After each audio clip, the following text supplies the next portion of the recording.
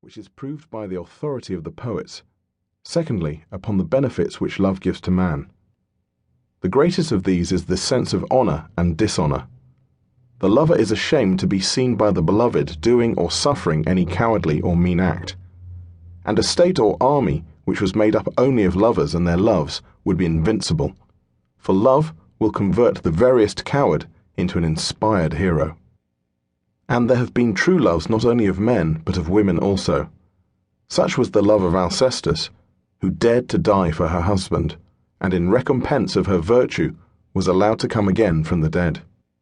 But Orpheus, the miserable harper, who went down to Hades alive that he might bring back his wife, was mocked with an apparition only, and the gods afterwards contrived his death as the punishment of his cowardliness. The love of Achilles, like that of Alcestis, was courageous and true, for he was willing to avenge his lover Patroclus, although he knew that his own death would immediately follow, and the gods, who honour the love of the beloved above that of the lover, rewarded him and sent him to the islands of the blessed. Pausanias, who was sitting next, then takes up the tale. He says that Phaedrus should have distinguished the heavenly love from the earthly before he praised either. For there are two loves, as there are two Aphrodites. One, the daughter of Uranus, who has no mother and is the elder and wiser goddess, and the other, the daughter of Zeus and Dione, who is popular and common. The first of the two loves has a noble purpose, and delights only in the intelligent nature of man, and is faithful to the end, and has no shadow of wantonness or lust.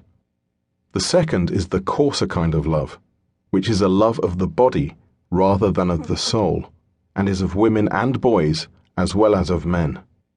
Now the actions of lovers vary, like every other sort of action, according to the manner of their performance, and in different countries there is a difference of opinion about male loves. Some, like the Boeotians, approve of them. Others, like the Ionians, and most of the barbarians, disapprove of them, partly because they are aware of the political dangers which ensue from them, as may be seen in the instance of Harmodius and Aristogiton. At Athens and Sparta, there is an apparent contradiction about them, for at times they are encouraged, and then the lover is allowed to play all sorts of fantastic tricks. He may swear and forswear himself, and at lovers' perjuries they say Jove laughs. He may be a servant and lie on a mat at the door of his love, without any loss of character. But there are also times when elders look grave and guard their young relations, and personal remarks are made. The truth is that some of these loves are disgraceful and others honourable. The vulgar love of the body which takes wing and flies away when the bloom of youth is over is disgraceful, and so is the interested love of power or wealth, but the love of the noble mind is lasting. The lover should be tested, and the beloved should not be too ready to yield.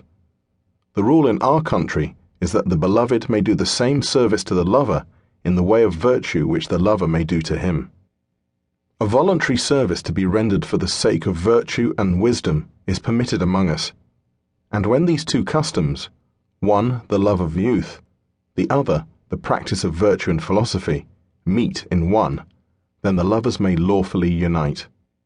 Nor is there any disgrace to a disinterested lover in being deceived, but the interested lover is doubly disgraced, for if he loses his love, he loses his character, whereas the noble love of the other remains the same, although the object of his love is unworthy, for nothing can be nobler than love for the sake of virtue. This is that love of the heavenly goddess which is of great price to individuals and cities, making them work together for their improvement. The turn of Aristophanes comes next, but he has the hiccup, and therefore proposes that Eryximachus the physician shall cure him or speak in his turn. Eryximachus is ready to do both, and after prescribing for the hiccup, speaks as follows. He agrees with Pausanias in maintaining that there are two kinds of love, but his art has led him to the further conclusion that the empire of this double love extends over all things, and is to be found in animals and plants as well as in man. In the human body also there are two loves, and the art of medicine shows which is the good and which is the bad love, and persuades the body to accept the good and reject the bad.